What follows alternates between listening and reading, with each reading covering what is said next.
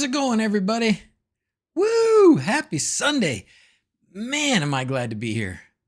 We should be playing like AC/DC Back in Black or Boys Are Back in Town or something, because I feel like I haven't done this in forever. Sorry I'm a little late today. You know, gallstones got in the way. Not mine, fortunately, other people's.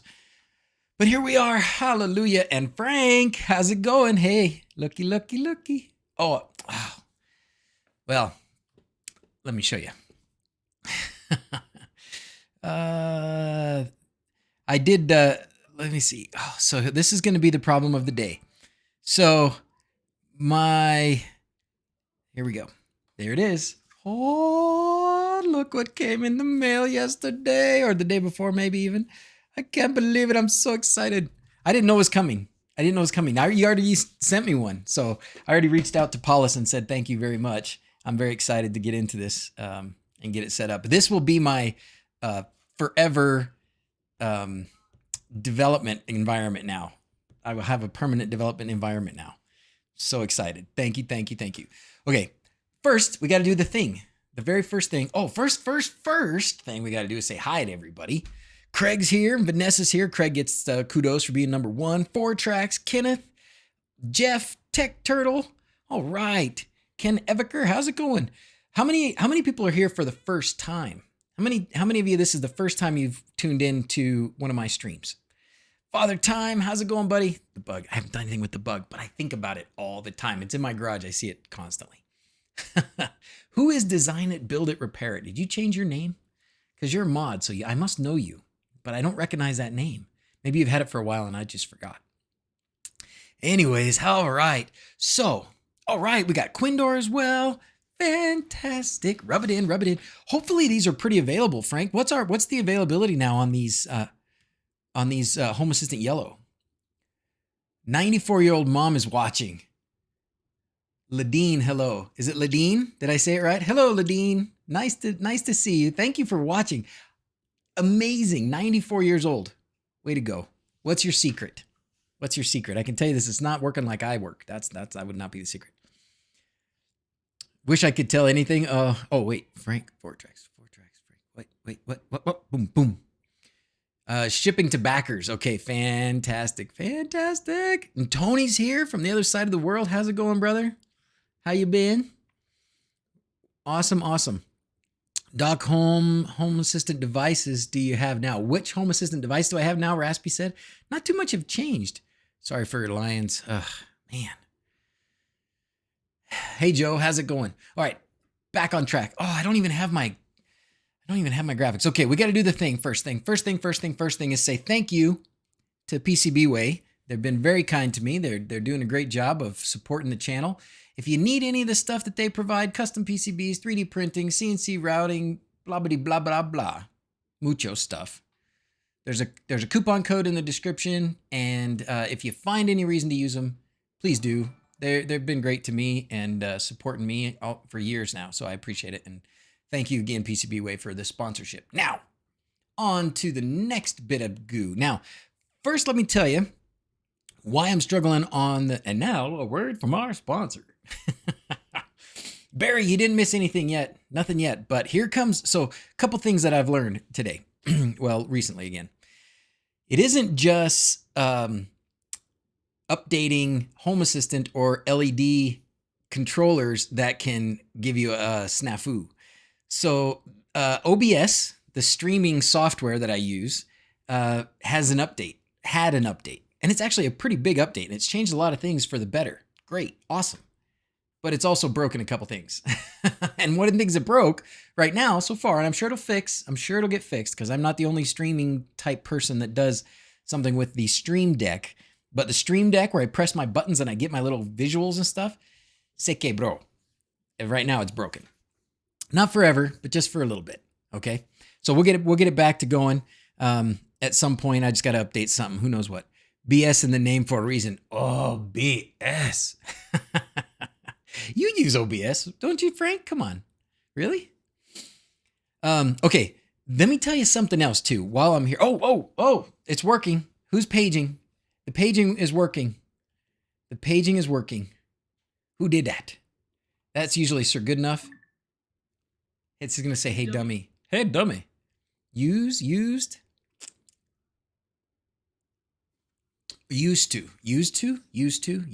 to. Stream Deck is already fixed. Oh, good, Mark. What do I got to do? I got to download something, update something, restart the computer. I'm not sure, but it's not working.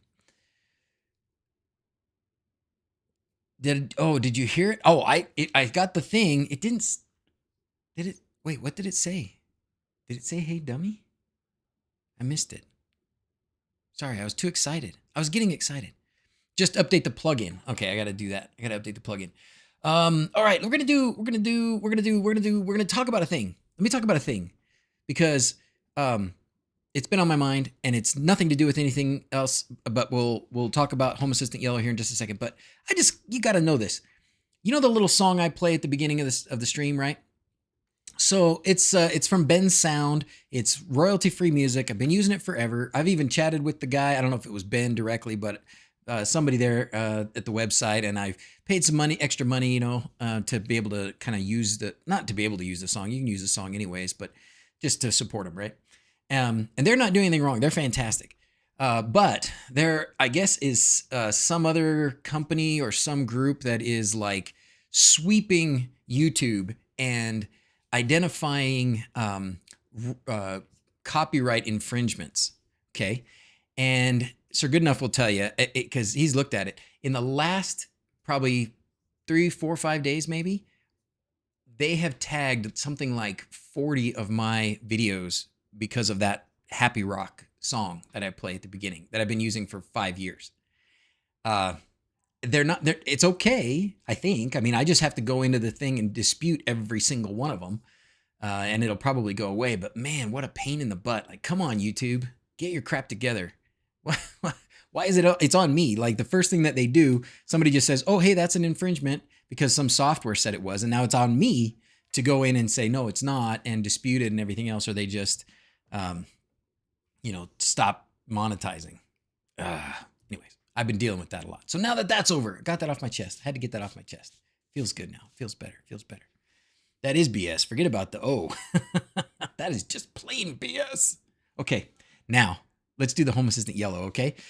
For everybody who doesn't know what Home Assistant Yellow is. Does anybody not know what Home Assistant Yellow is? Man's got to have that money. What's up, Fat Daddy? How's it going? Hey, yeah, and like I said, just message me. We'll try and work something out with a Ethernet thing. All right, Home Assistant Yellow. Let's get to it. Home Assistant. Oh, we gotta think about this too. All right, the Home Assistant Yellow. Okay, so Home Assistant Yellow is it is an official hardware for Home Assistant, which is custom made and designed and everything. And it's a PCB that's being produced with all the components and things on it. Plus you put a Raspberry Pi, or it comes with a Raspberry Pi Compute Module 4 on there. It's got Zigbee. It's going to work with Thread and Matter and all that stuff. And I got one, was it last year? Has it only been a year? I guess it's been a year. Jingle for Home Assistant Yellow. Did I sing it? Home Assistant Yellow. Generally the best to ignore. Yeah. Well, the problem is, Steve, if you ignore that, it just takes away the monetization. They're just like, oh, sorry, you're ineligible to be monetized. What the frick? So you have to dispute it. And once you dispute it, so far, it looks like it just goes away, but you have to dispute it. If you don't dispute it, you just kind of sit back, that's it. Then bye-bye, pennies for the revenue, but whatever, it's pennies. Anyway, so Home Assistant Yellow it is the official hardware for Home Assistant, and I got one of the beta, like initial first time we ever got them kind of produced units, and that's what's been going at my Hobbit house. And it's working great. I was having issues with rebooting. It was like constantly rebooting.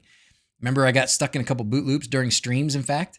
And that, it turns out, was because the Compute Module 4 that was on that particular one was like the 1 gigabyte RAM version. And that was because it was like height of the pandemic. You couldn't get them. You still can't, but you really, really couldn't get them then. And so it was a one gigabyte version. So I did get a 4 gigabyte version and replaced it. It was pretty simple to replace, and it works great now. So now, though, just in the mail was a little surprise for me. I'm going to say it was for my birthday. Did you know that me and Home Assistant have the same birthday? Yeah, we do. September 17th. Second greatest day of the year. I'm not going to tell you what the greatest day of the year is. I'll keep that a secret. Okay, here it is. Home Assistant Yellow. Here it is, Home Assistant Yellow. I'm so excited. All right, let's check it out. I have not, as you can see, I have not opened the box yet. I'm really looking forward to the case. Let's see what it has for a case. Hopefully it's got that clear case, because I would love to just have this thing out on display. My Home Assistant Blue is up here on display, by the way. I look at it every day, and it's gorgeous, and I love it. Okay, here we go. Oh, stickers. Yes, love stickers. Love me some stickers. What do we got? Home automation that puts control and privacy first. HomeAssistant.io. Fantastic. Simple instructions here. And there it is. Oh, look at that gorgeous baby. Love this clear case. Oh my gosh. Nice packing. Very nice packaging. Oh my gosh, look at that. It's beautiful. It is gorgeous. Now, Frank, what's your thing about peeling off the sticker stuff? Wasn't that a thing?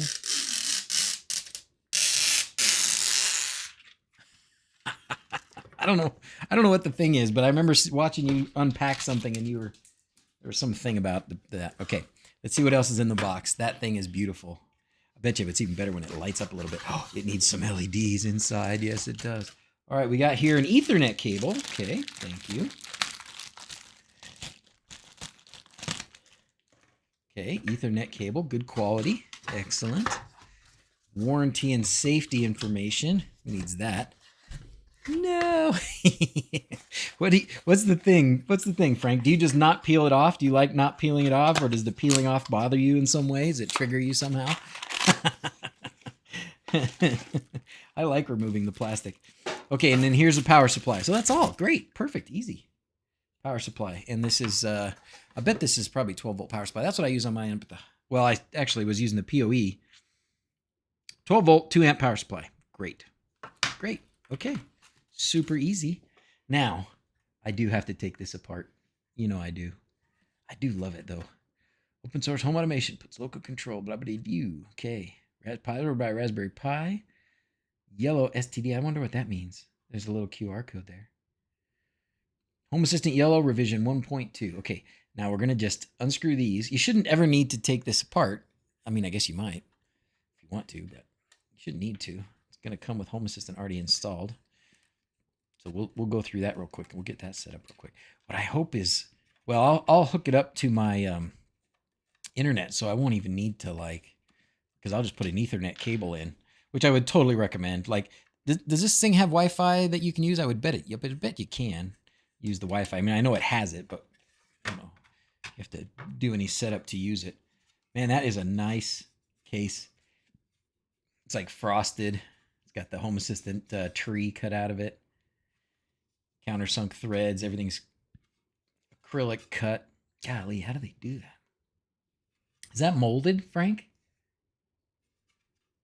It's got to be. Wow, that's amazing. Looks really good. Okay.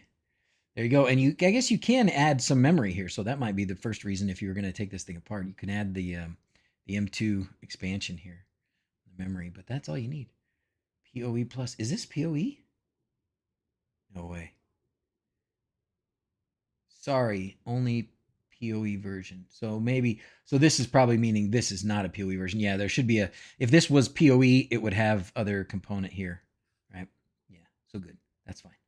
So great. I love the writing on here too. It looks like somebody just hand wrote it. It looks good. And there's the compute module 4, good heat sink on there. You got some USB. This is going to be, actually I thought that would be power, but it's probably not. Some reset buttons and a speaker output. Okay, great. So fun. So fun. All right, gonna put that back together. And then we're gonna get it turned on here in a second. What questions do you guys have? PoE won't come in the compute with the compute module. Oh, is that the trick? Okay. I have the PoE module, and when they first were saying, oh, that PoE is good. It's nice to not have an extra, but with something like this, it's not as necessary, because something like this, you're gonna tuck it away somewhere. Well, maybe you won't, because I'm gonna stick mine up here so you can see it, right?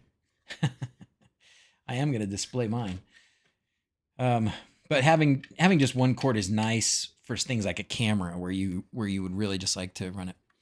Where is Home Assistant stored on the board? On the SD card? No, it's so the compute module has memory on it.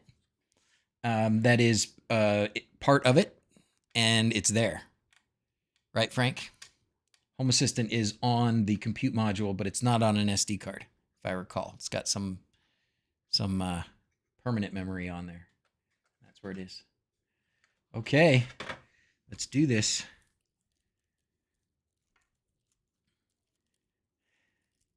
I do. Hey, Keaton, how's it going? I do have a new toy. eMMC of the compute module 4. There you go. There you go. Everybody's answer. Great, great. Oh, you know what? I already have one of these. So I'm just going to connect it to the one I already have here. Ethernet. Plug that in. And then I should probably plug this in. Well, I'll power it down and repower it back up when I mount it on the wall. For now, I'll just plug it in. We got about, I don't know, 5 feet or more of cord here. It's decent size.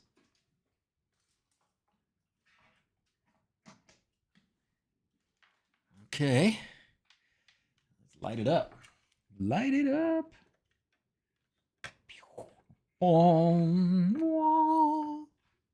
There's a red and a green. Gonna take a minute to boot. Now you got some flashy flash and flashy flash over here. Now I recall, because I just had to change the compute module, there when you turn it on, it does have to do some things, I think. And it does say like when it stops blinking, then it's ready. But download the Home Assistant app or browse to your computer.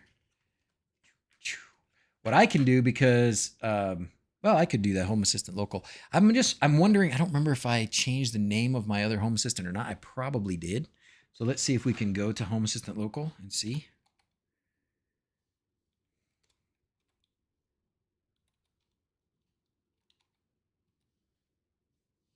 Turn off the camera here. All right, so Home Assistant.local:8123. And there it is. How simple is that?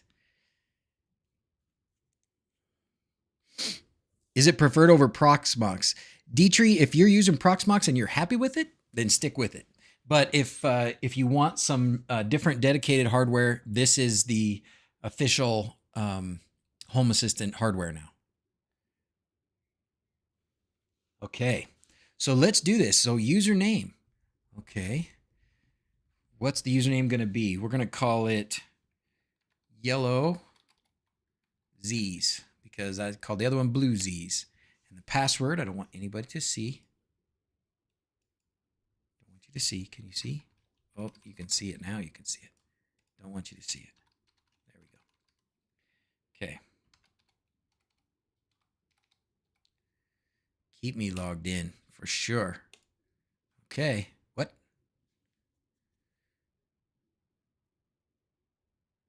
Oh, you know what? It is probably seeing my other one, isn't it?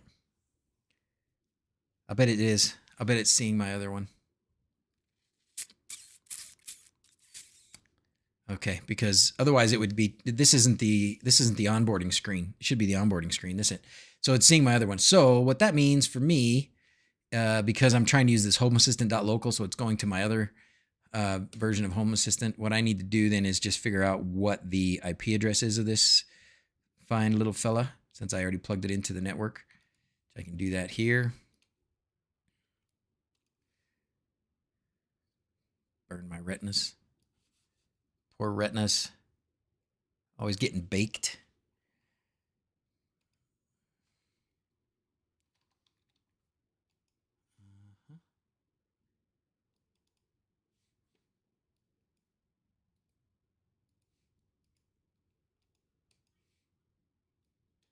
Why does Unify never remember my password?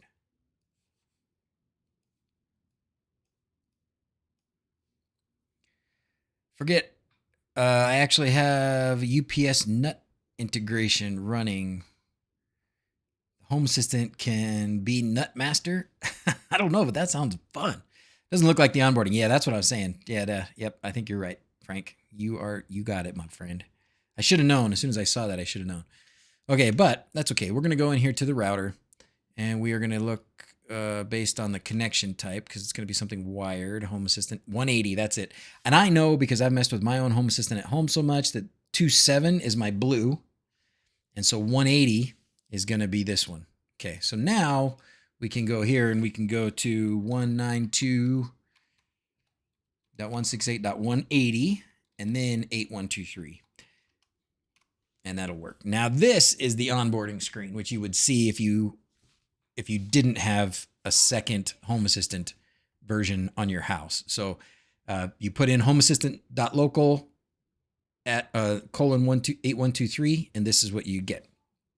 Okay, preparing Home Assistant. So this is what it's still doing. Yeah, and it's still flashing. Remember I was saying how there's a process, it has to kind of do some work. So it's still doing the flash. So it's kind of, my guess is, and Frank can tell us, it's probably like it starts with some basic image, and then it has to go out and grab the latest and install the latest, right? Something like that. Network ups tool for when you have a UPS connected to your switch. So it's protected via the PoE connection. I see. Ooh, WAN IP. Did you get my WAN IP? What? It installs Home Assistant now. Yep, got it. The Unified login is annoying, to be honest. Good, so it's not just me. Keaton, all this time I figured I was doing something wrong. Mention anything about UPS? That was someone else. Okay. And all the other related stuff. Great. Recently sold all my Unify stuff and bought TP-Link, which is much more available and more user-friendly. So, happy Sunday, Nicholas. Happy Sunday. Thanks for being here. While we're waiting for this, does anybody have any questions or issues we want to solve? It's LED time. It is LED season. But it's a Home Assistant kind of day today. WRT, no BS proprietary stuff. Oh, that's the open WRT. Is that what it is? Kenneth, you are doing so many things wrong, so I wouldn't focus on this thing. What? I can help. TP stuff is for my bungle. I like the Unify stuff. I mean, it was a little rocky at the beginning, but it's been fine now. Which yellow? This is just the brand new one. They just sent me one. So this is like what if you backed the yellow project. This is what you'll be getting. This is the one. Actually, I didn't look at it and see like how much memory was on it and that kind of stuff, but I think it's just whatever they're sending out to everybody that was ordered one or supported the project initially. So does this mean, Frank, are we pretty close to being like mass produce stuff? Like, are we gonna? Because I would love to be able to tell people that they can get these. Yes, Keaton. Yellow does have the built-in Zigbee. Sure does. And mine at the Hobbit house works great. It works great. In fact, I think it even recognized that it had a Bluetooth controller in it, or maybe it's this one that recognized it had a Bluetooth controller. I can't remember. How many have been sent out? Mark asks. Any news on when PermaTrack will be back in stock? It will be back in stock very soon. Leon on the web. It will be back very soon. Sorry that I can't believe we sold so much again, but it is on. When I say it's on the way, I mean like we thought we were going to get it on Thursday. And then Friday it didn't come. And then Friday they told us, well, we have some. We ordered a bunch to be shipped on an airplane, which costs a lot more, but we want to get it to people. So that should have been here Thursday. It's still not here. So any day now, any moment. And then on Friday they did tell us that our boat, because we have an even bigger batch of lights and everything else on the boat. Well, there's lights coming by plane too. But on the boat, they said it would be here in 2 days, and that was on Friday. So that just means it's going to land, in LA or something. And then after that, it'll be here, maybe a week after that. But we should get enough. And I'm so sorry to everybody. I hate that we sold some things we didn't actually have in stock. That was not on purpose. That was a total just oversight. I completely believed we had plenty, and of course, when they say, "Oh yeah, it's on its way," we're sending it by plane. We're thinking, okay, normally it takes like 5 days. It's been like 10 days since we bought a bunch of it by plane. Just got my tracking info. Am I getting my yellow on Tuesday? Woo! What do you recommend for a Z-Wave controller? Frank, I think there's some Z-Wave controllers listed that are the best, but what does Frank think? I am so sorry to everybody that I wish there was like, I wonder what I could do. I wish I'd be able to do something for people who've had to wait. Anyways, here we are. Ba-dum! This is the onboarding process for the Home Assistant hardware. So here we go. You're ready to awaken your home, reclaim your privacy, and join a worldwide community of tinkerers. Am I ready? Oh yeah. Let's get started by creating a user account. Okay. This one is going to be the yellow. Oh. E-L-L. What? Fat fingers. Yellow Z's. Okay. Password. Don't look. No peeking. Who's the keeper of the passwords, by the way? Is it Blade or somebody else? I don't think much. That hurts. All right, and that's it. We'll create an account. Okay, this is home. I do not live in Amsterdam. Detect. So this will figure out where I am. And there it is. Perfect.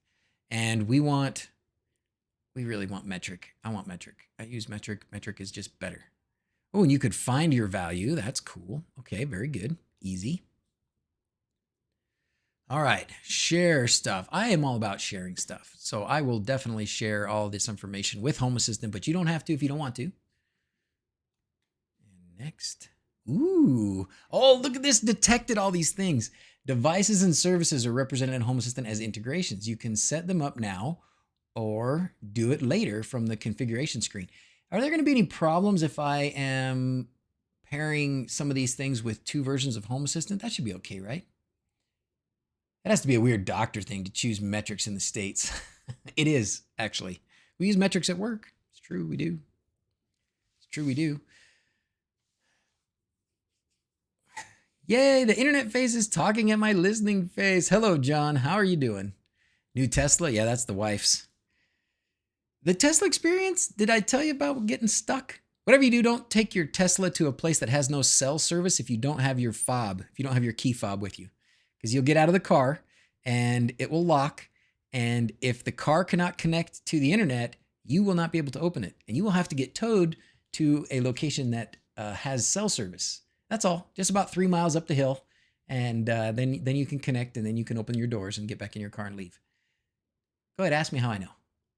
Ask me. I dare you. Sim Dude, I'm running a Home Assistant on a Pi 3 with Zigbee stick and slime meter. What would be the biggest benefit of using this new box? Good question. You may notice some performance improvements. You may notice it being a little bit quicker. How are you doing your, Sim Dude, how are you doing your memory stuff? Are you running off an SD card on the Pi? Because that would be a major upgrade if you were going to something that didn't boot from the SD card. But otherwise, I mean, just computer processing improvements between the 3 and the 4. This has a built-in Zigbee device, but you have a Zigbee device. Yeah, maybe not much. Continue on the screen. It auto adds a bunch already. Should be quite cool already. Okay, great. Here we go. So we're just going to finish this. And then bingo. Oh, and it gives us a display. Oh, and it looks... Wow. It connected to my wLED stuff without me doing a thing. Nothing. Right here, I can turn on and turn off my desk lights. Oh, the play castle's on. I wonder why. I'm going to turn that off. Unbelievable. And then these, Dawson's room speaker, master bedroom speaker, office display, office speaker. Which ones are these? These must be these are the Google ones. These are the Google ones. I wonder how set up those are right off the bat. Oh my gosh. Very much set up right off the bat.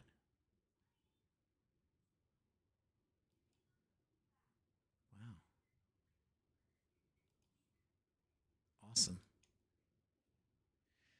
Okay, what's in our settings here to do? Okay, we have operating system updates to do. We're not going to update this. Wow, show all updates. So it's basically telling me that all of your wLED devices can be updated if you want to. I'm not going to right now. Home Assistant operating system update. Oh my gosh, 8. What? Oh no, okay. I'm gonna skip this for right now. I'm just not gonna do it, so we can just keep setting up. But it's there if you want it. What other notifications? New devices. Oh, look at all these devices. Oh my goodness. So this is okay, huh? I can do all this. ZHA is already set up too. You can immediately start adding Zigbee devices. But I would need to add devices, right? An ESP home, how does that work? How does it doesn't get, the device doesn't care who's, it just is sending its information. It can send it to both Home Assistant boxes I have running, and it can receive information from both, no problem. Is that what you're telling me, Frank? Before I adopt all these things? I would think that would be fine, but you know, I don't always know these things. I'm kind of I'm just a doctor after all. No built-in Bluetooth. Oh, for the Pi, for this one? Built-in Bluetooth would have been cool. Don't know how many people really use it though. Well, now Bluetooth is a thing. Yeah, now Bluetooth is a real thing that you really want to do probably. UK is still imperial and metric. You still use miles per hour and miles, but measure in centimeters, meters. I can't. Oh, I wish we were all on metric. Do the metrics. With iBeacon too, yeah. Oh, don't worry. Tesla failure in Death Valley might not result in death. Then again, it might. Come on, USA. Join us in the 21st century and go metric. I know. No kidding. SD card, but the whole config and database is loaded on the hard drive. Okay, so SimDude. So, yeah, I mean, I'm not going to talk you into buying another thing. I think if you're happy with what you're using, do it. But for people who are just getting into it, it's nice to have something like this, or people who have been kind of struggling with something else in the past. This will be the thing. It detects devices in all kinds of ways. MDNS, ZeroConf, USB, SSPD, and even snoops on your network to find known devices. Bluetooth trigger automation when turning on off my toothbrush. Really? That's pretty cool. Okay, well, I'm just going to go ahead and let it configure, right? We'll just start configuring some things. Ooh. Choose the network settings for your radio. Manual backup. I don't have that.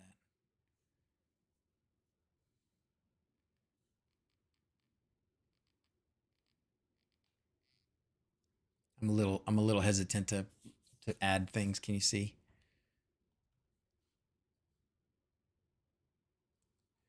Well, anyway, but let's look at, what version of Home Assistant is this thing running?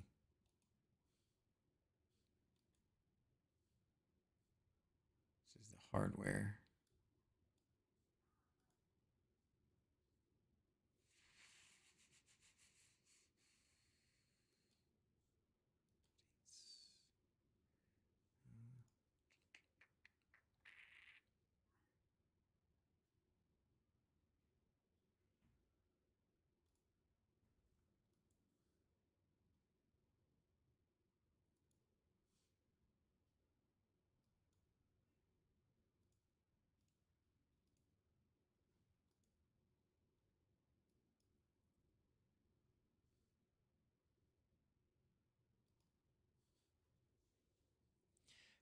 How does the yellow compare to the blue? Good question, Father Time. I think that that the blue is probably strong, more processing power, but this should be pretty darn good. This should be pretty darn good. Listen to Ash, settings and then about. Thank you very much. Here we go. Okay, so I'm on 10.1. Okay, good. That means I should have like some of the new stuff, like the sub menu thing. You guys want to play with the sub menus? I do. I've not done this yet. Okay. Oh, okay. All right. So if you want to be able to change your dashboard, then you need to tell it, yes, I'm going to change my dashboard. Oh, you know what? The other thing we probably need to do too, and this might not be for everybody, but we probably want to have advanced mode turned on. I want advanced mode. I'm so advanced. So advanced, like superior species kind of advanced. Okay. Now, add a card. What I'm really interested in here is the new sub menu thingy, which it doesn't look like is a card maybe. And I didn't read any, all I knew, I read enough to see that it was a thing, but I didn't read any more. So now we're going to have to go look at it because I didn't see it right there. Maybe you need more than one menu.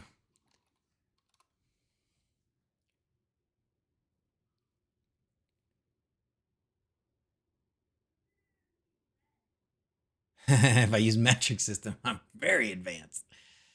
The notes, the notes, the notes, the notes, the notes.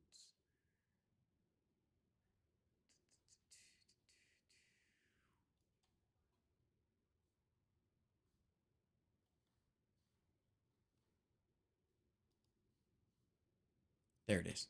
I knew it was here somewhere. All right.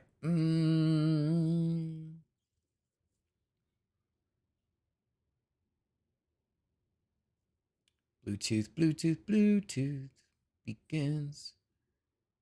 Integrations. Subviews. One of the coolest and most impactful features has been added to our dashboard lately. Subviews. This I'm excited about. Each view on a dashboard can now be marked as being a subview. Oh, okay. So each view on a dashboard can be marked as being a subview.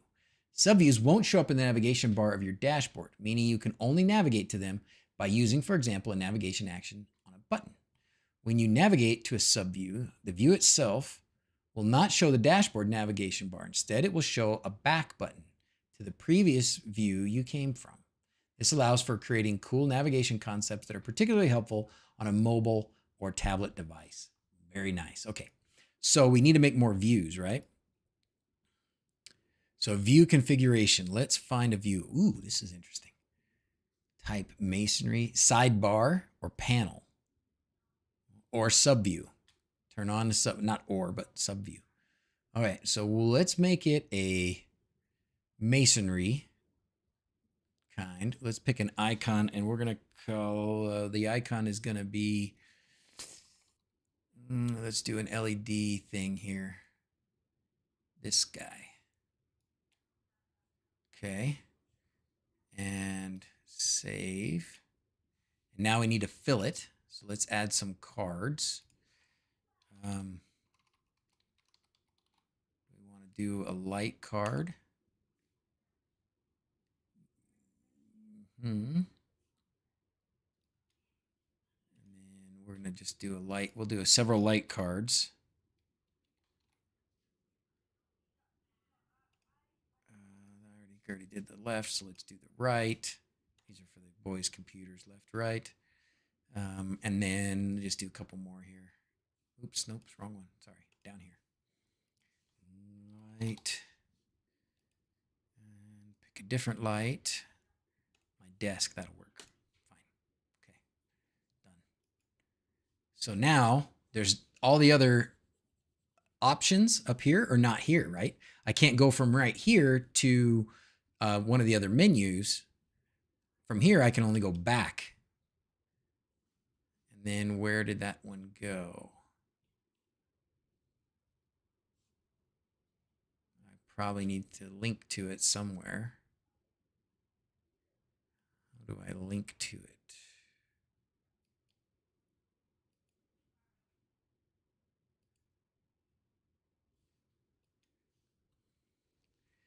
Is it an entity? Now add a button to your dash that links to it. Okay.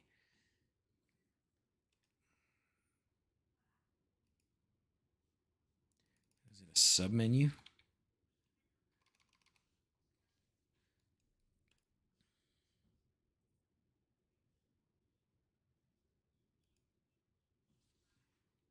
It's a view maybe?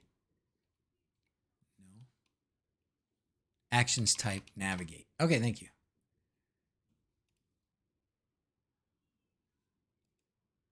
Navigate. Navigation path. This view right here. Okay, great. So it doesn't have to have an entity, but it can have this. right? And then I can pick an icon, which can also be the same. Okay, save, done. Now I've got this PC lights view. When I click this, it goes here. And I'm done here, I go back. Okay, smooth. I like that. I got to find a reason to use it. Oh, one, it follows. That's right. These are followers. They used to be. Anywho's. Okay, sweet. Well, what else do you guys want to know about the yellow? I'm very excited. Evening, guys. How's it going? Anyone had pixel flickering issues with wLED that don't happen with ESP Home on the same hardware? John, it may be that check the power limiting feature on wLED. If you have a lot of LEDs and you're using the software power limiting, the current limiting part of it, maybe you've got it set real low and the LEDs need a little more power than that, and then they're not getting it because the software is limiting it. And where ESP Home is not going to limit the software, or not going to limit the current with software. Try that. When you use subviews, can you get the back button in the UI? Oh, well, I suppose what you could do, Kenneth, is the same kind of thing. If you went to this menu, you could just create another button here. And then down here under tap action navigate, you can navigate back to the home view. We don't want that there. So you could use back, or you could just click this. And then it's doing the same thing as this. You're just going back and forth between views with big buttons, which was probably possible before, but I just didn't think of it. Is an overlay view possible? Ooh, Arnold says, is an overlay view possible? I don't exactly know. There are some really cool themes though. Like if you go to my main theme here, if we look at some of these things, like let's pull something up. Oh, actually, it's not here, but it's on my wHobbit-Hole one. How many home assistants do I need? Or navigate to another submenu. You could do an total inception. If I click on one of these, oh, it's not doing the thing around the outside of it. Oh, man. That's too bad. I thought it was, maybe I need to reload it or something. But there was a, maybe I took it off and I didn't mean to. There was a cool view thing that just kind of put an outline around here. One of the things that I think Juan did, Juan M Tech, I'm not sure. We're producing tons more power than we can use up there at the Hibbert house today. Batteries are bulging. Batteries are bulging. All right, where are we at? My background changes based on the weather conditions at my home. Nicholas, are you using that old, oh, what was that called? The animated backgrounds? That was so fun. All right, what else do we need to do here for a sort of get Home Assistant going kinds of things? How is the HACS setup functioning these days? Is that going to be, I don't remember all the steps.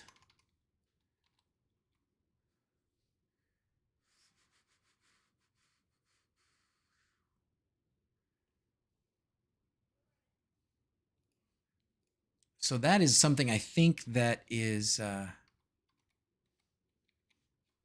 important. So we're going to go here and we're going to walk through this for a second and get to the install stuff.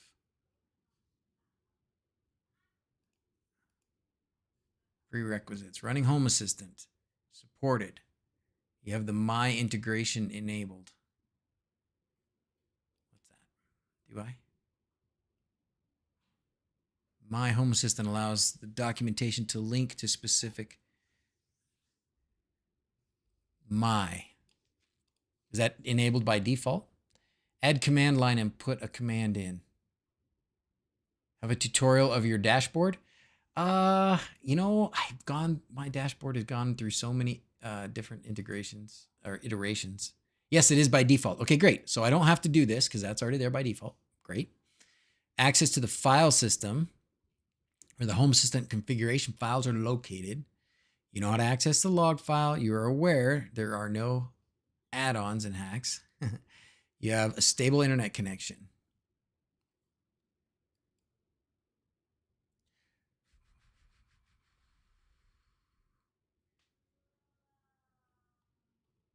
So this is the way. You want Z's to pin your message, Alan? What did you say? From the terminal. Yeah, I think that's probably the easiest way. Mushroom hacks, but find default Lovelace better view. The easiest way, at least. Okay. Is that what it's telling me to do? Let's do it. Let's do this. Let's do it according to these instructions so that we can see if we need to change these instructions. All right, let's go to the add-on store. Install one of the SSH add-ons. You need to enable advanced mode, which we did, right? We enabled advanced mode. Follow the documentation. So let's go find an SSH add-on. Great. Oh gosh. So this is going to open. So here's the problem because I have more than one. So I can't click those links, but if you click those links, this is that my : thing in your configuration, which is by default. It's already there, Frank says. So we don't have, if you were doing this at your own house and you didn't have 3 Home Assistants or 2 or any more than 1, this would just go to yours. For me, this is going to the other one. I guess I could change it here. But then it would change it on my other one. I don't want to do that. So we're going to change it back. We're going to go here. We're going to go back into this and we're going to go to the add-ons. And then we're going to just find one. I don't have any add-ons. Well, let's change that. So what is a good SSH? This one looks easy. Official add-ons, terminal and SSH. Why not? Documentation. Only visible to advanced mode users. Did that. Navigate to Home Assistant Front-End Supervisor add-on store. Find this. Click Install. This add-on does 2 main features, a web terminal that you can use from your browser and enable connection to your system using an SSH client. Regardless of how you connect, you'll end up in the add-ons container. Home Assistant configuration directory is located on the path /config. So once we install this, we shouldn't need to do anything else. Right? This should just get us all we need is a terminal to be able to put the command in, and then we should be good. We aren't really SSHing in from someplace else, right? Frank's is better on the community store there. I was just going to try this one because it was on the official one, but let's try and see. Okay, so let's go here.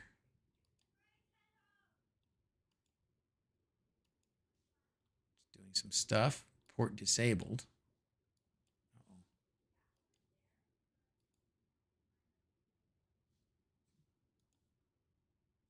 Open the web UI. Here we go. Ba-dum-bum, ba-dum-bum. Okay, we're off there. Connect. Let's see. We should be able to run this.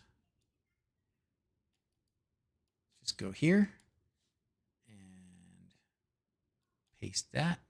Oh gosh, I did it. That's wrong. Oh, that's what I wanted. Yes. I don't know why that opened up 2 windows, but that's okay. Oh, it got mixed up. What did it do here? Oh, because it's not. Didn't put the whole thing in there. Oh gosh, come on, man. Control-C. Oh, we'll copy it here. Okay. And then see if we can. No, we can't. Oh, that's too bad. Means I have to copy it. Control-Shift-V. There it is. Thank you. Control-Shift-V. There it goes. Ba-dum-bum, ba-dum-bum. I'm definitely going to get copyright hit for that. Shift insert. Do I have an insert button? I wouldn't even know. Okay, that was it. Done. Remember to restart Home Assistant before you configure it. Okay. So that was it. We installed the terminal add-on. We pasted in the command from the installation. Oh, and here it says try Control-Shift-V instead. Shift Insert, right click. None of the right click wasn't doing it for me. And having issues, do this. Okay. Initial configuration. All right. So it says to restart, huh? Remember to restart Home Assistant before you configure it. So let's go restart. Maybe press the scroll wheel. Could have done it too, probably a few different ways. All right, we're going to go here. We're going to go to, which one? Is it about that has it? No, I get a little confused. Just system, restart. Okay, restart. And it never worked again. Finally got your phone reconnected to your TV. Thank goodness. So, hey, while we're here just kind of chatting and while we're waiting for this to restart for a second, which shouldn't take very long, I would bet. I know you guys have heard me say before that I really like having the freedom to do kind of whatever videos I feel like doing and such. And I'm brewing a new project, not that because I have nothing else to do, but a good friend of mine who's an engineer who's been messing with stuff with me for forever, for years and years and years. I've probably known him for 20 years almost. Anyways, he's been wanting to do some YouTube stuff. So we are starting to put together a channel / series of videos that are going to just be ridiculous ways to do things that are way overdone. So we're going to just be thinking of like, what is like, whatever, first world problems or just ridiculous things that don't really need a solution, or maybe things that really need a solution, but we're just going to find some ridiculous way to do it and overbuild it and make videos doing that. So it's got me excited. So anyways, watch for that. And I'm happy to take any suggestions. You guys have like ideas of things that you think, oh, that would be totally ridiculous if somebody did this? Let me know. We don't want to hurt ourselves though, Yona. We don't want to hurt ourselves. A project, finally picking up a hobby in your spare time. Yeah, right? I mean, it's a running. Oh, is that your latest conquest, John? I've had my running phase. I kind of went through my running phase sort of late 30s. By the time I hit about 41, 42, I was like, I think I'm about done with this. It was getting hard. All right. Now we restarted. So anyways, watch for that. And it should be fun. Okay, back to the overview. Back to this. Ooh, Steve, thank you. I can't imagine that you'll ever have something else to do. Thank you very much, Steve. It is not going to read your thing. I'm almost positive because that would require an integration. Steve Van Russell, super chat, £5. Yeah. I can't imagine that you'll never have something else to do. That's awesome. The ESP Now integration. I still have your ESP Now devices, Tony. Okay, let's do this. Click the Add Integration button in the bottom right corner, and then select HACS, and then accept usage, and go from there. Oh, do you have to do this? Do not click on Submit yet. Oh, man. So you have to do that GitHub activation stuff. Oh, that's a little painful. I'm just thinking, and not painful for me so much, but I'm thinking just new user pain. Okay, but you got to do it. We've got to do it. So let's go here, back to this, into integrations here, and add an integration. Oops. And add HACS. Now that we've installed that other stuff, we'll do this one. Okay, I know how to access Home Assistant logs. I know there are no add-ons in HACS. I know that everything inside HACS is custom and untested by Home Assistant. I know that if I get issues with Home Assistant, I should disable my custom components. All right, paste the following key to authorize HACS. Is that my key now? Does everybody have my key?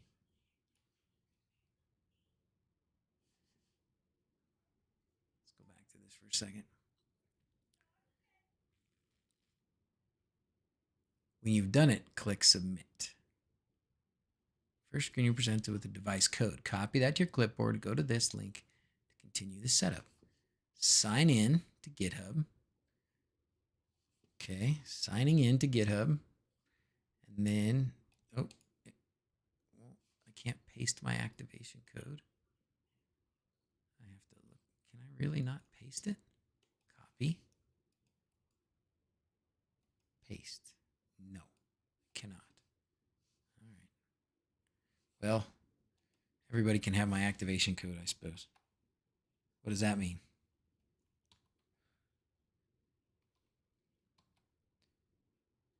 Yeah. It just means I have to redo it later.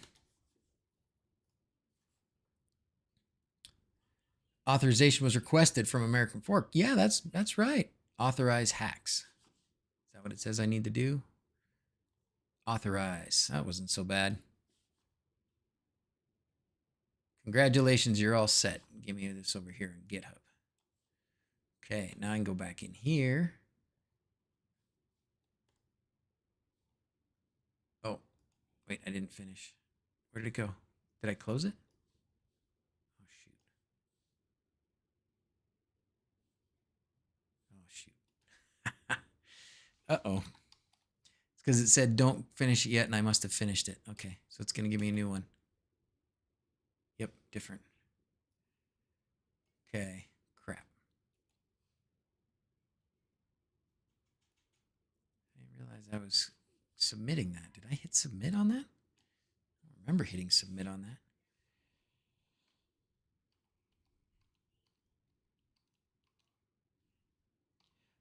that. Probably part of the problem is that I haven't taken a nap today.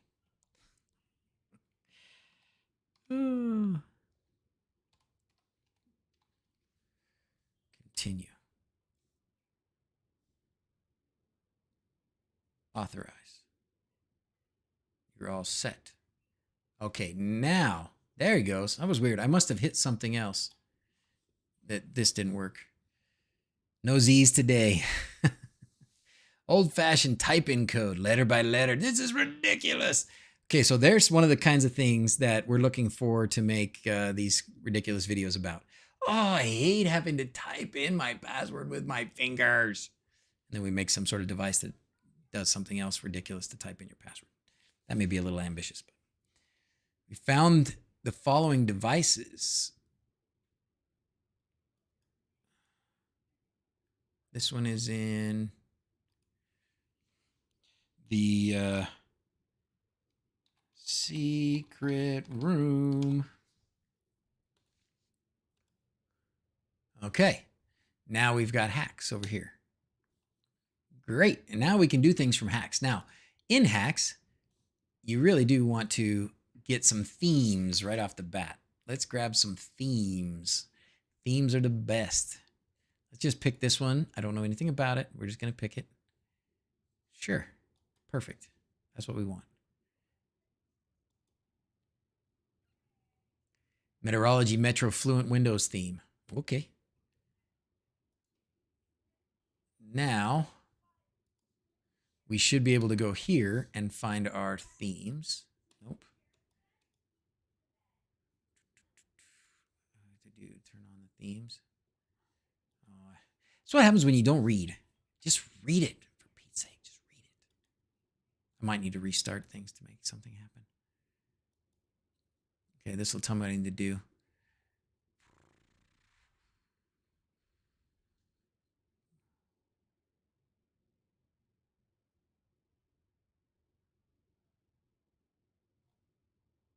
Install HACS. Okay. Yeah, you have to do this. If you're new to Home Assistant and its themes, you first need to add this to your Configuration.yaml file, right? Elect a media player. Install it, yep. Well, you need to probably have this because I think it installed it. Is theme loading part of the default config? Odd. I don't know. Should we go look and see? We'll copy that just in case. So now, I don't want to scare like new user folks, right? I'm thinking every time I go through a new like setup Home Assistant thing, you know whose head pops in my, who pops into my head, right? You guys know. Who knows? Who pops into my head every time I think about setting up Home Assistant? ZigBee. Oh, the ZigBee. Oh, wait, that Oh, one. the ZigBee. Oh, the ZigBee. Oh, the ZigBee. Oh, the That's the ZigBee. guy Oh, right the there. ZigBee. Home assistant. I should have him say home assistant. Home assistant. Home assistant.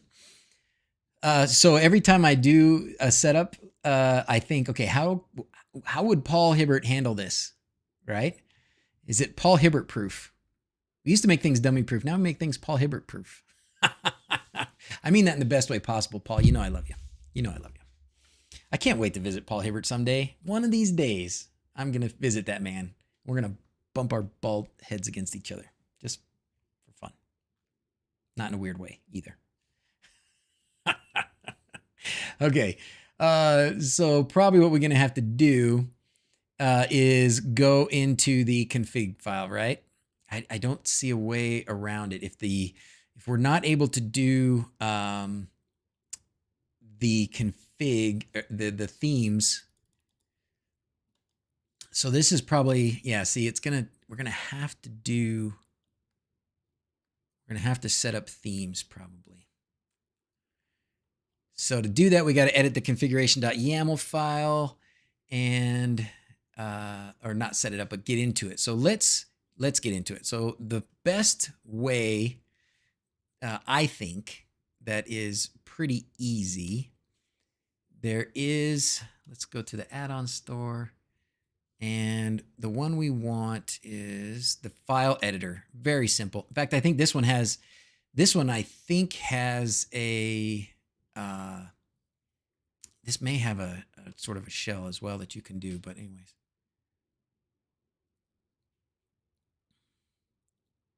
Textbook dummy, like Home Assistant for Dummies kind of guy. So this file editor is a pretty simple way to get in and access your YAML files. It doesn't take a lot to make it happen. So this is what we do. WWHD, what would Hibbert do? You've been baited by the master. Oh, Alex, you got me. You got me. I remember when you were like that. Some things never change. Yeah, I am still a dummy. Is there an update on the availability of Home Assistant Yellow outside of pre-orders? Okay, so and then Frank just says not until the backers have gotten them. How many backers were there, Frank? Does it say on the backer on that page how many there were? Never seen someone make his whole career based on 10 jokes. Well, he has puppets too. The puppets are pretty good. I'm wondering why this thing is still installing. It makes me wonder if it's hung up somehow. Makes me worry. He does a pretty good job. I give Paul lots of credit because he put some effort into that. Oh, nope, there it is. Great.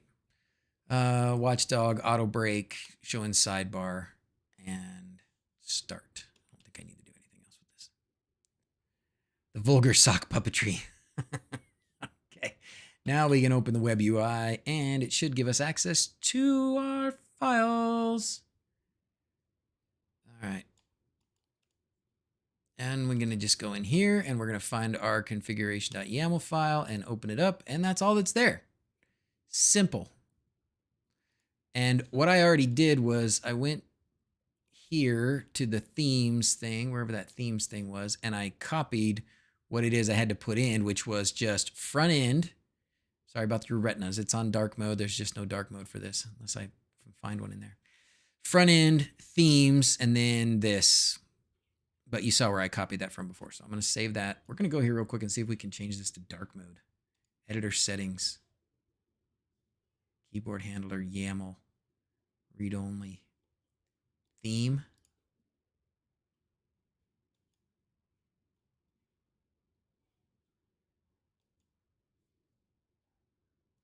I want it to change. I want it to change how it looks.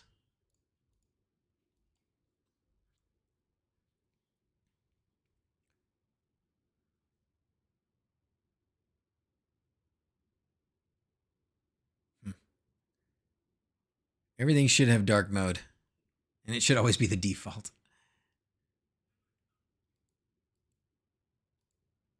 Oh no, don't mess that up. That should be YAML still. Don't change that. Okay. was just trying to find something. Oh, dark themes. There we go. Dark themes. Chaos. That fits. Oh, I can't read that, though.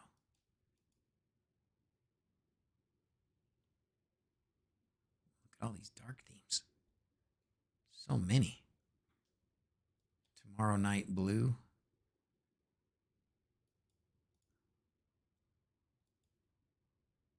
Cobalt. Yeah, that'll do.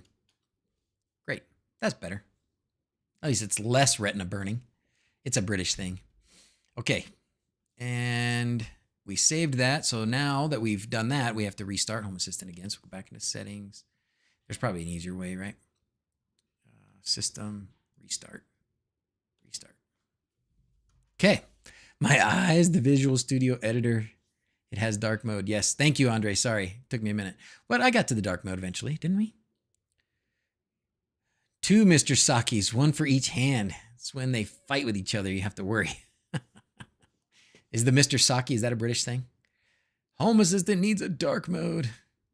It has it. I no longer show up, by the way. What? You no longer show up? What happened?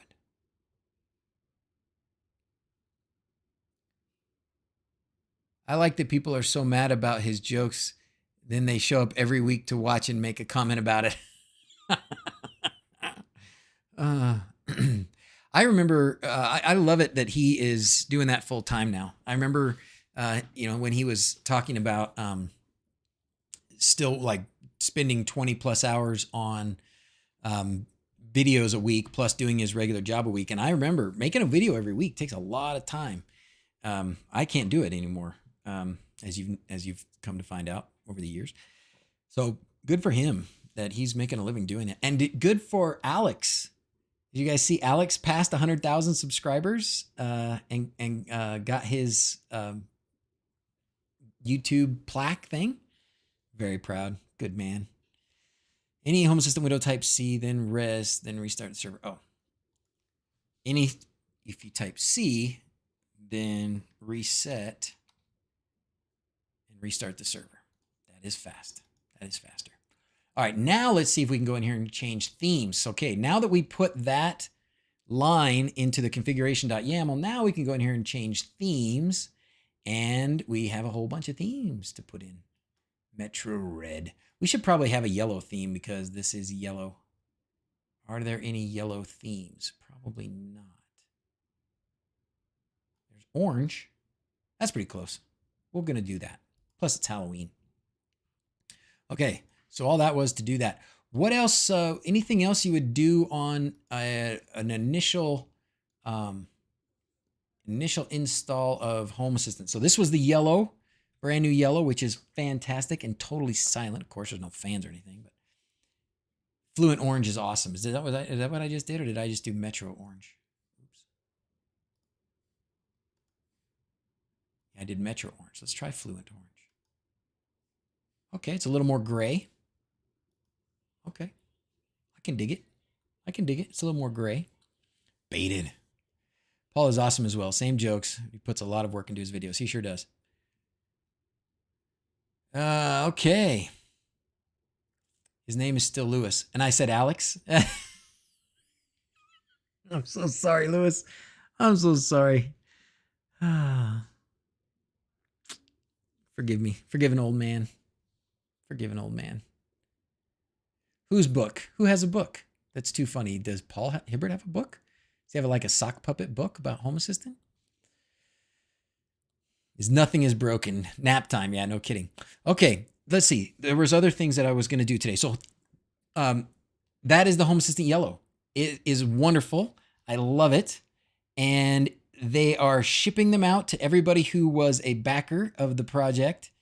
And after that's done, you'll be able to get them even if you weren't a backer, right, Frank? We don't know exactly how long that's going to be just yet, but we are making good progress and excited to have an official hardware that is readily available. It's coming. It is coming your way. Okay. Did I share my secrets already? This one doesn't have any secrets yet. There are no secrets there yet. January or March, Vanessa says. Paul, a book out showing his best replies to... Oh my gosh. he put out a book that are his best replies to trolls. He is a clever man. I have no doubt that he has pretty good zingers. That's why I am always going to stay on his good side. Thank you very much for subscribing, Wade. We haven't done this today, so let's do some squirrels. Oh, this one's definitely going to give me a copyright strike. That's what happens when you don't have your buttons. You know how I do this, though, is I just keep talking, and then it doesn't say, it can't hear it doesn't pick up the waves, so I won't get a copyright strike. But I'm bummed. Jeez, that was awful. It's a shirt and a book. Home Assistant purple. What the heck is Home Assistant purple? Is that like the next generation of the blue? I don't know what that is. All right. We are getting to, well, we've been about an hour. We're going to do a renew of the Thank You PCB way because we got to do that a couple times during the show. Go there, get your PCB stuff, get your 3D printed stuff, get your CNC routed stuff, and there's a coupon code. Any reason you can find to give them a little bit of business would be much appreciated because they are doing good by me. So thank you, PCB way, once again. All right. Delete that one from my system. I should delete that one from my system. I like it, but it's too old. The other one that I got, I think, is better. Most squirrels. This one. Nope, that's not the one. Which one is it? Where'd it go? Oh, this one. I like this one. This is my newest. PCB makes all your problems go away. Oh, let me tell you. Looks like the squirrel tooted out my brains. Let me tell you guys something fun for just a minute. This is just nothing. There's nothing here technical or learning for the next minute and a half because I found something really cool that I thought was fun that I'm going to play with. I watched a video of a guy who had this idea, and I'm sure he's not the only one, but it's the first time I heard it really, about making your life into a video game where you, he breaks down like all the aspects of a video game, like what makes people want to play.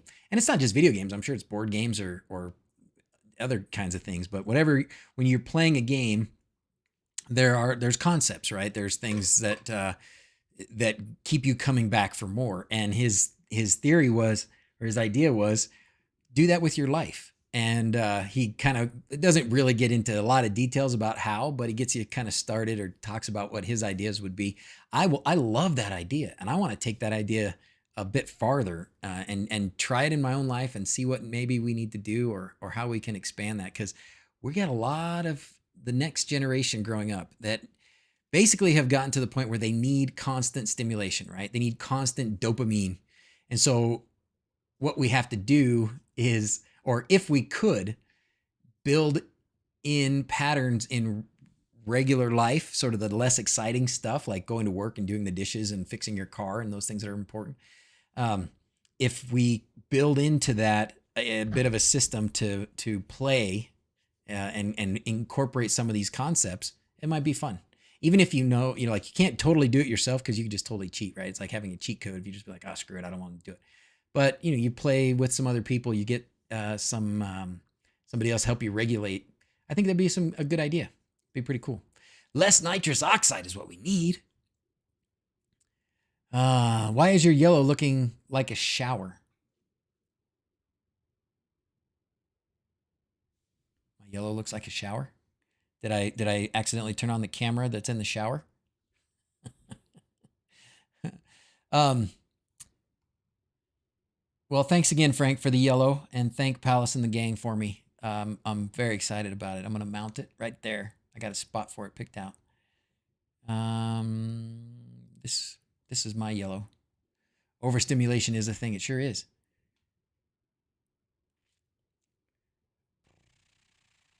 Story time. Create new problems if you don't know what you're doing. Yeah, that's the truth. And they do have, somebody was asking me about PCBWay and trying to get them to, or trying to get some help with it. And they have a 24-hour person or people that will give you some assistance. So check them out. So what should we do? We still have a little bit of time. What time did I start this? I didn't start till like 2, right? So we can totally go for another 45 minutes. What do we want to do next? We can do, let's see, what else was I going to talk about? There's always LED stuff to talk about. We can get out the, wait. Did Quindor, he did, right? Quindor talked about his new thing, right? Let's see. We got to go to YouTube. And we got to go to Quindor. I don't think I need that. Oh, look at that guy's face. Ew.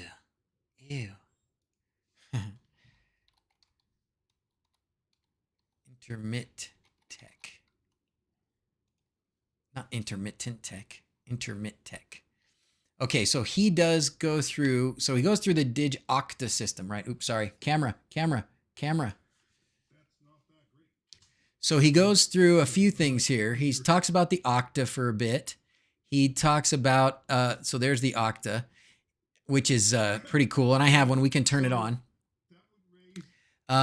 Then he talks about this potential. He's kind of got for you guys that are, oh, there he is. Quindor's right there. So I was just going to talk about the other thing that I saw you showed here at the end. New stuff inbound? Oh, yes. So this is the data booster, right? And right now it's got a little switch on it. This is the data booster without the switch, correct, Quindor? This is just a smaller version of the data booster with, you have to solder on your wires. When we were talking about this, what I'm sure Quindor's got some feedback about what would be most useful for most people. This is nice because you can just put a piece of heat shrink over it. This is nice because you can screw in the wires. So it makes that pretty easy. And this, we need something to kind of waterproof this for being outside, right? Oh, good job, Sir Goodenough. Sir Goodenough has 4 submissions already for the month of What the Heck, which that's October, right? So What the Heck is things that are like, why don't we have why does it do this, right? For Home Assistant. And it's is this the 3rd time? Is this the 3rd year, Frank, of the What the Heck? The month of What the Heck, where they try and get as many people in there. Do you still get a t-shirt from GitHub if you do enough stuff? I want to jump right to the end. Or is it at the end that you showed the thing? I thought I saw the thing at the end. If not, I will get out my I'll get out the Octa. And we'll play with the Octa. Because even though I got it out last time, I didn't actually even turn it on. Yeah, there it is. Is that the thing? This thing. Yeah, this thing. You guys know what this thing is? Have I done any more with the Palantir? You know what I did with the Palantir was I took it out of the, I took the stuffing out of the inside of it. But this is the thing we need to talk about for just a minute, okay? For just a minute, right? So this is not technically available yet, but it's the DigToGo. That's right, it's the DigToGo. And I have one.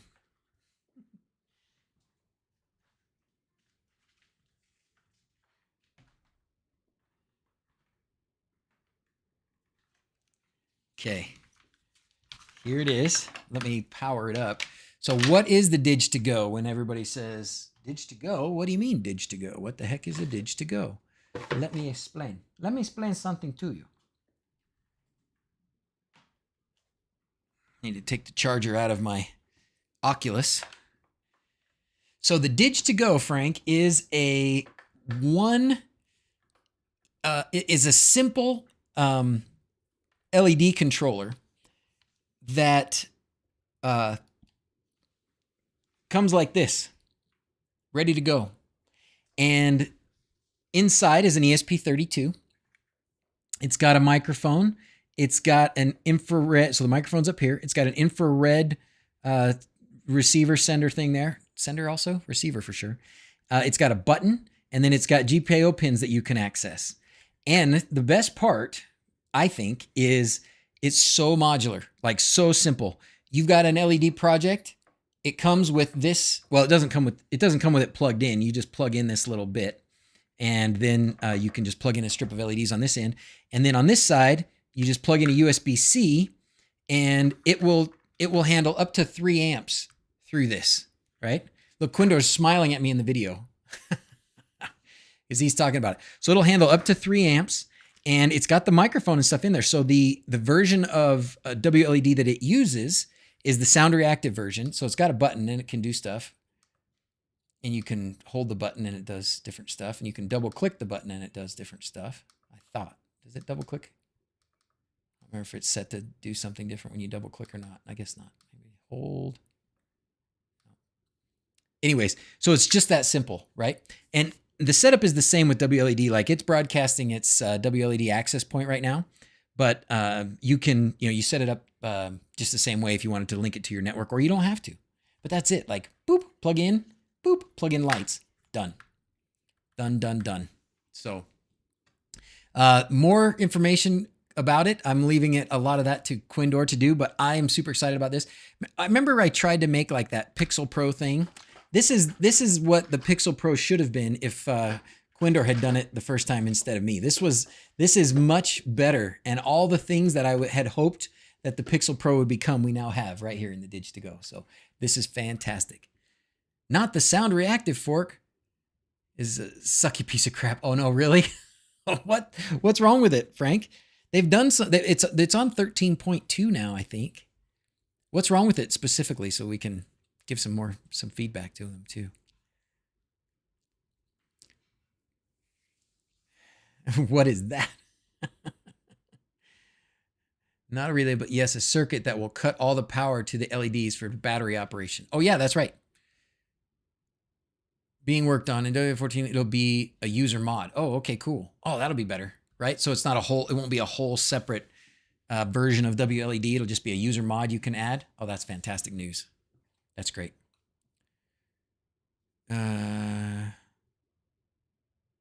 Oh, we got your sentence with the smiley. We got your wink anyways.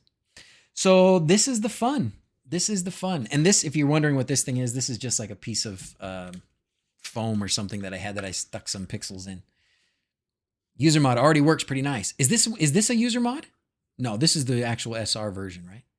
They hack around wLED to make it work. For example, they hide data in the effect name, so the data is around. Okay, so just not really. Okay, so not good form in the programming part, right? Well, I'm glad they've been doing it, and I'm glad it's becoming better. And I'm certainly happy with the way it's worked. Still a very beta, so currently it's on the sound reactive fork. Okay, great. Well, anyways, Quindor can make comments about the availability of these, but I can tell you that as soon as he says available, they'll be available. And I am so excited. And I will be absolutely sure that we won't be able to keep enough of these in stock either. So when you're doing, if you think about the whole Quindor lineup of LED controllers now, we started out with the Uno, right? And then went to the Quad, which added a bunch of power distribution assistance and initially some, well, not even initially, and some easier to access ports for output, okay?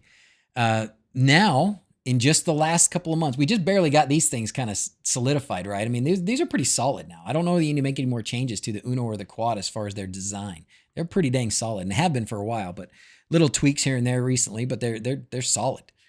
And you can do most things with those. If you're going to put a bunch of big lights outside on your house, you want the Quad. If you're going to do something maybe smaller inside, whatever, you can use the Uno. But you can use an Uno for outside, and you can use a Quad for the inside for something small.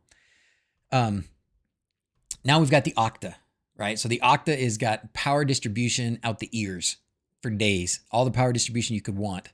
And it still runs 8 outputs and more if you wanted to, probably, I think, maybe.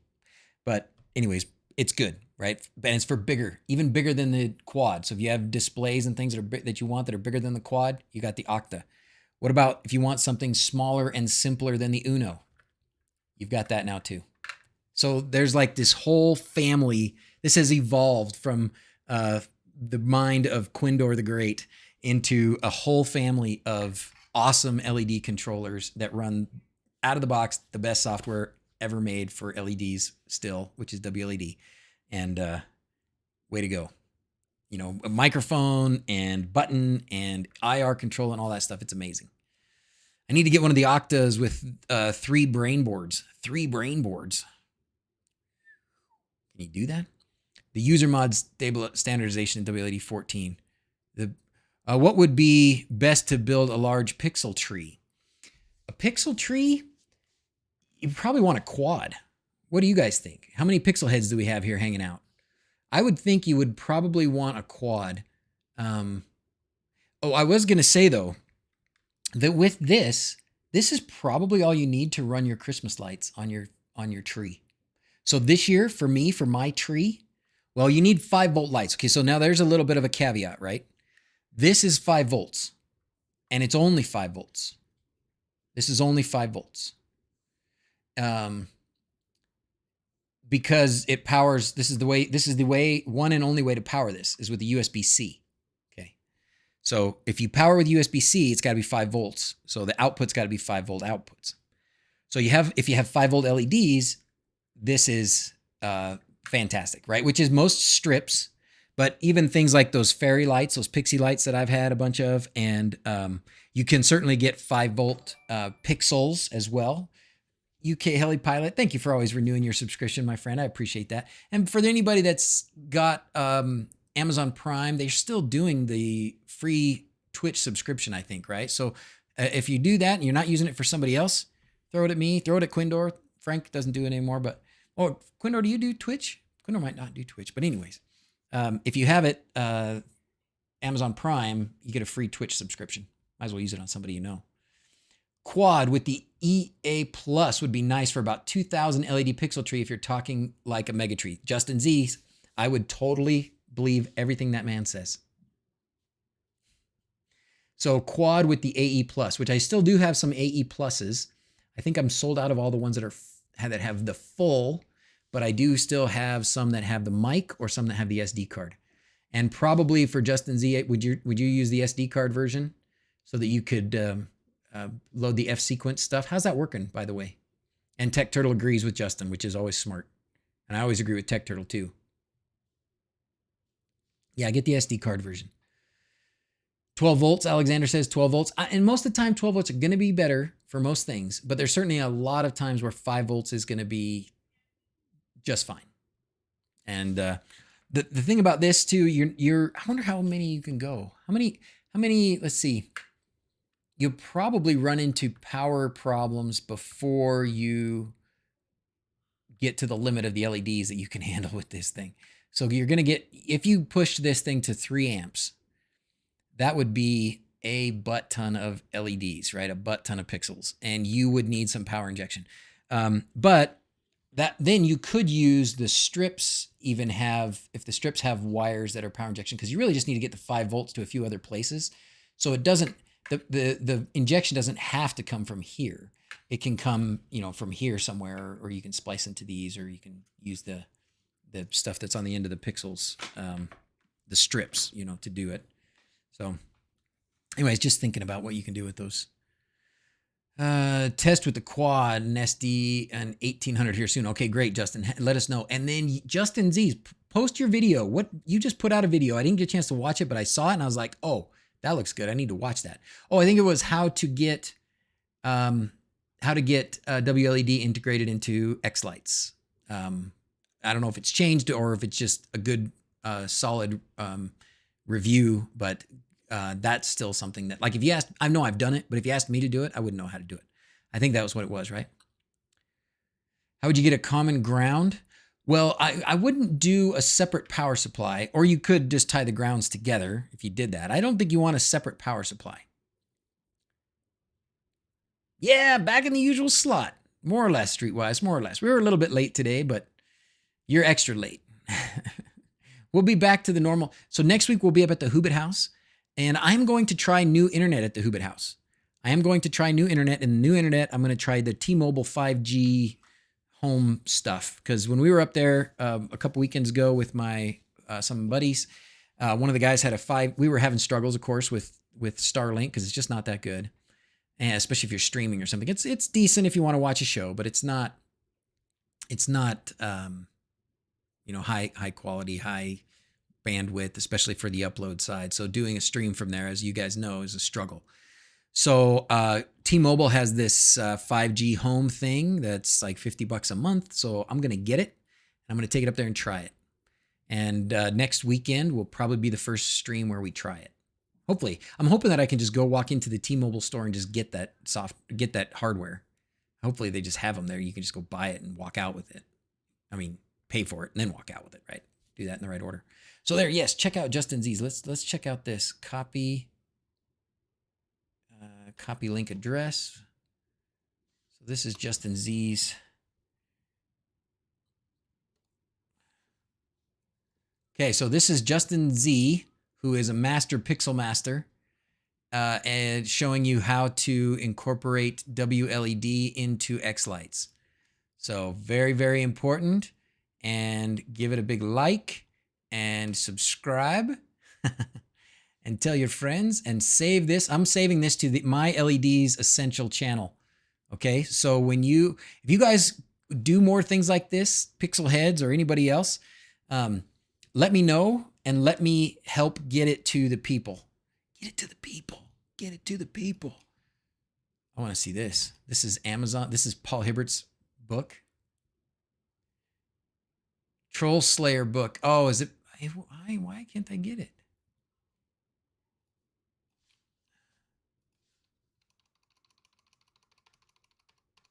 Troll Slayer book. Good for him. Look at that. Oh, I'm totally buying this. I'm totally buying this. I hope you get good money for this, Paul. A book of internet burns. Yeah, get it here. Totally buying Paul Hibbert's book. You betcha. I'm going to sell my own book about how to cower and give people whatever they want and say, you're right. It was all my fault. Oh, man. I know. It's confusing that I'm Dr.Zz and he's JustinZ. I know. One of us should change.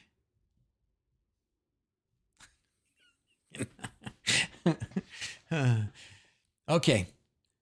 Don't change, by the way, Justin. That was a joke.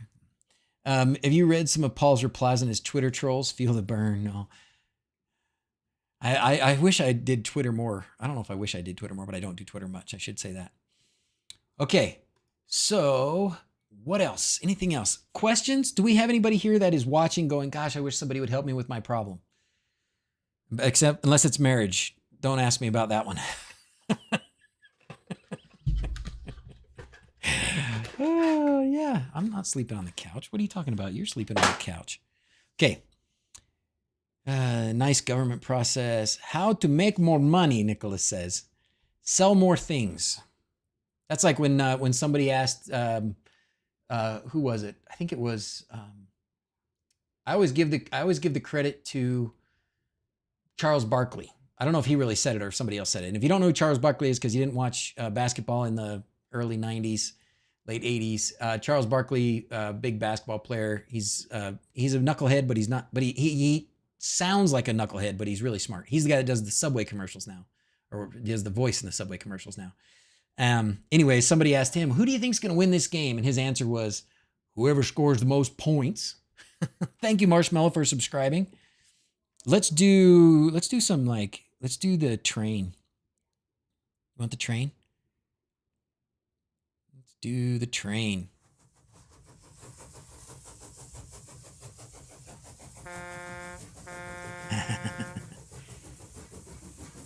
My book would just be, here's all my Home Assistant secrets.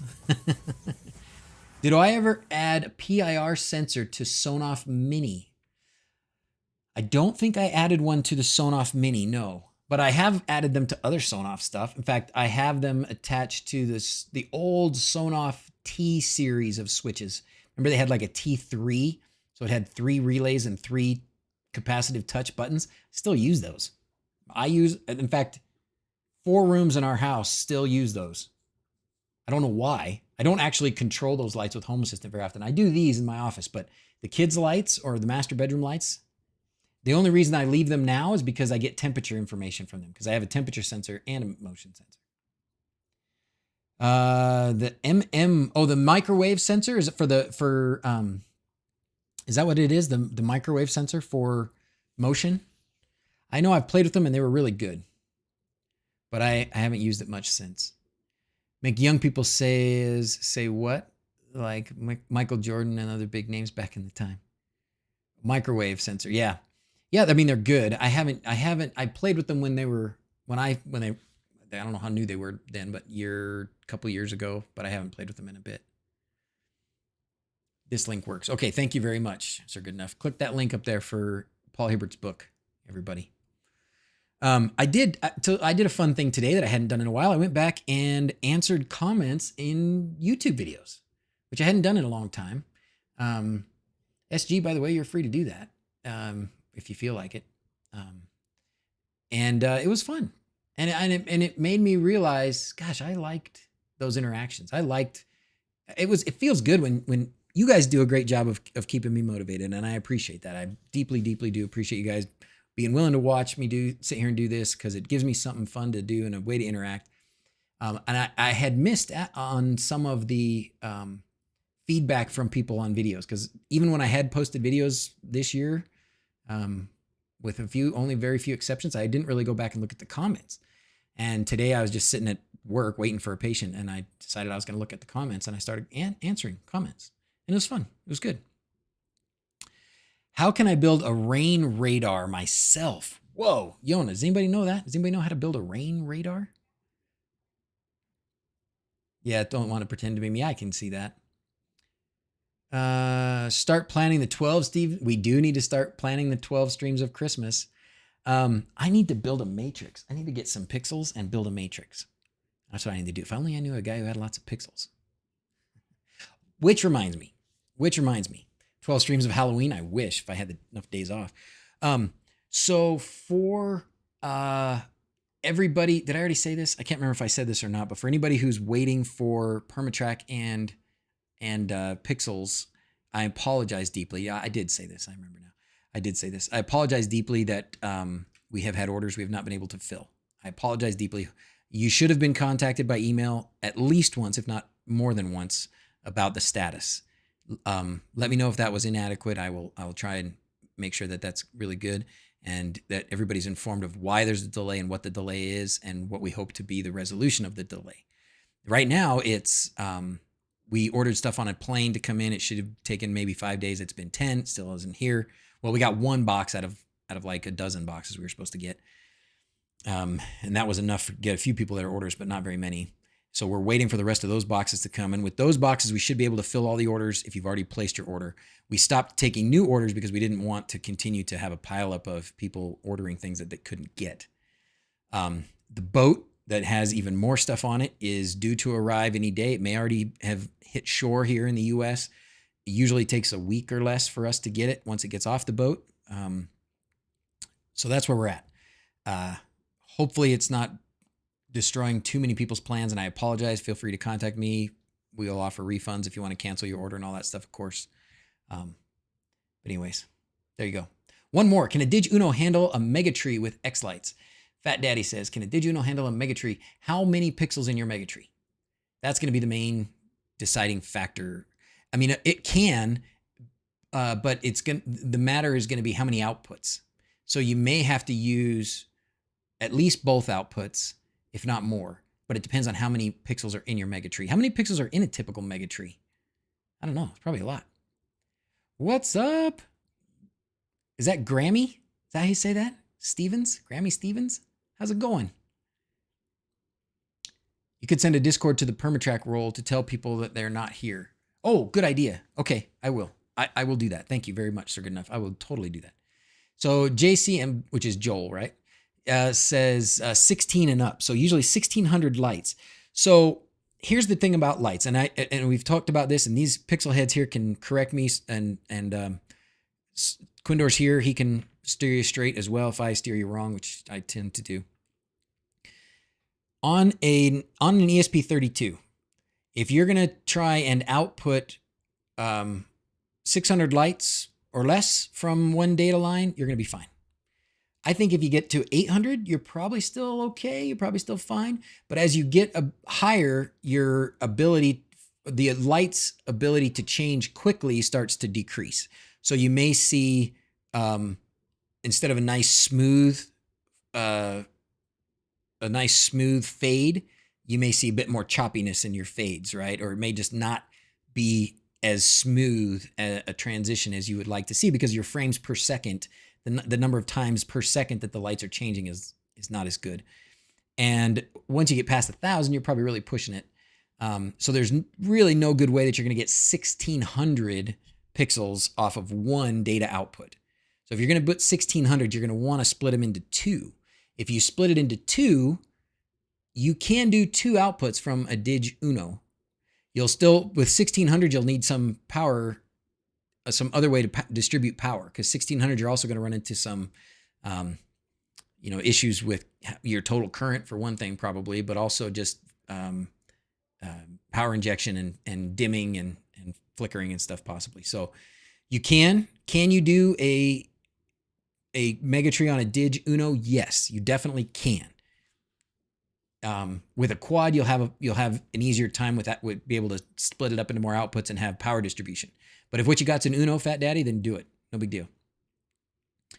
It has little to do with controller, but its limitation is fixed rate, 800 kilohertz protocol. The more LEDs you add, the slower the updates. Around 600 LEDs is the 55 frames per second mark. There you go. See, I kind of remember these like big picture numbers things. And 800 is pretty good, but it's about 40 frames per second, which is probably still fine. And then there's a link to Quindor's write-up about it, which is probably what I read, which is probably why I had those numbers in my head. How many pixels can a Node MCU light up without external power? Not very many, Andrew. So coming off, if you're powering through the Node MCU, there may be some differences in some brands of Node MCU, but for the most part, you're going to be limited to like, what guys, half an amp, maybe? So 0.05 at 50, so maybe 25 LEDs. And even then you may be really pushing it. And what can happen if you push it is you can melt something on that board. You can fry a component or you can melt something that can get pretty hot. So yeah, 500 milliamps. So that's half an amp. And at 20 milliamps per pixel, you're talking whatever that is. Yeah, there you go. Get the DigToGo, and then you can go to 3 amps, and you can have a lot more, 6 times as much power, 6 times as many LEDs. I probably have done that. Have I not done that in the past? If I haven't done it, I probably should do it. See what it takes to fry a Node MCU. But I would, I've done it with just with a handful of LEDs, and it's fine. But if you're going to get past about 25 LEDs, you can also monitor that or regulate it by keeping the brightness down. And if you're not just using them like full bright, all color channels on, all that, you can get some more. Blue smoke time? Mark says blue smoke. If I had any ready here, I would blue smoke them, but we're just gonna do good. We're gonna wind down here in a few minutes, and so I can try and get a nap in. Do it, Lawn Warrior says. Do it. I don't have any right now. Let me set it up for another time, okay? And we'll fry some MCUs. Some D1 minis. And it does depend a little bit, which is probably why Brendan says I think it's 1 amp, because I do think that I would expect that there's going to be some variation depending on the manufacturer of the Node MCU or the D1 mini, even though we think of them as, oh, this is made by Wemos or something else or whoever made the others. It's not. It's more of a form factor. So how many pixels can the DigToGo handle? Well, 3 amps at 3,000 divided by 20. I can't do math in my head right now. It should be easy. Thank you, Vanessa, for reminding for the likes. I'm getting tired. Oh, I know why. You have not seen me have any Dr. Pepper today. No wonder I can barely keep my brain focused. Focused. Are my DigUnos out, John? I don't know. One of the 12 streams can be called Up in Smoke. I like it. Little ode to Cheech and Chong as well. Okay, well, let's do it. Let's make a list. Great. What does it take to fry and make a list? I love it. That's a great one. I know, no Dr. Pepper. I think I have a little bit left over from last night. It's going to be warm.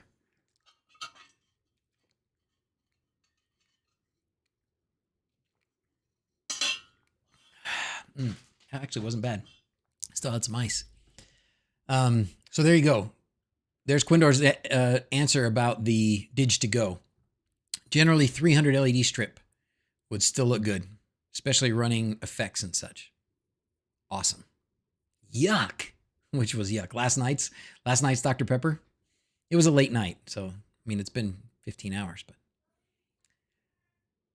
And I just heard the call for dinner. So what do you say we end a little bit early? Is that okay with everybody else? I appreciate you guys being here.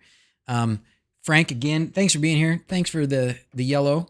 And everybody, let's call the kids up. Let's see if this will work. Here we go. I can nap through as much Dr. Pepper as you can put in me, Tony. I really can. There were several things I was going to do. Next time I need to make a list before I sit down, okay? And if I can, I may stream again in the week this week because I know I've been like leaving a lot of things on. Sometimes I'm answering comments or answering questions and I think, oh, I should just get on and make a video about this. Hello, my minions. Mwah. Okay. Oh my gosh, it's beautiful. I love it. That's a template? Yeah. Oh, like most of the primary got it. Okay, girls, the girls, what are you going to be for Halloween? Nerds. Nerds, dressing up like nerds. Oh, Mrs. Z's is here too for sign off. Hello, Mrs. Z's. Decided to come with the girls. Oh, yay. Okay. Should we sign off like nerds today? Yeah. How do Okay. you do nerds? I don't know. Just whatever comes to mind when you think nerds, and don't impersonate me. That's not, always like. that's not the right one. Okay, ready? As always, thanks for watching. Until next time, adios. I gotta go study. Okay, bye everybody. We'll see if we don't see you before then. We'll see you from the Hobbit house next Sunday. Bye. Let's get another copyright strike here.